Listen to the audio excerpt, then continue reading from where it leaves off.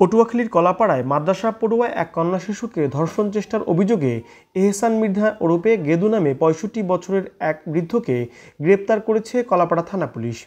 শনিবার দুপুরে উপজেলার ধানখালী ইউনিয়নের পশ্চিম লোন্দা গ্রামে নিজ বাড়ি থেকে তাকে গ্রেফতার করা হয়। এর আগে সকালে ওই কন্যা শিশুর মা বাদী হয়ে কলাপাড়া থানায় একটি ধর্ষণ চেষ্টার মামলা দায়ের করেন। মামলার বিবরণ থেকে জানা যায়, প্রতিবেশী এহসান মৃধার নাতনির সঙ্গে ওই কন্যা শিশুর তাদের বাড়িতে প্রায় আসা যাওয়া করত। গত বুধবার বেলা ১১টার দিকে ওই শিশু বড়ই খেতে এহসান মৃধার বাড়িতে গেলে এহসান মৃধা তাকে ধর্ষণের চেষ্টা চালায়। এ ঘটনায় ওই কন্যা শিশুর মা বাদী হয়ে থানায় মামলা দায়ের করেছেন। কলাপাড়া থানার অফিসার ইনচার্জ জুয়েল ইসলাম বলেন, আসামিকে গ্রেপ্তারের পর আদালতে প্রেরণ করা হয়েছে। নিউজ ডেস্ক, খবর পটুয়াখালী। আপনি কি আপনার মাদকাসক্ত স্বজনকে নিয়ে চিন্তিত?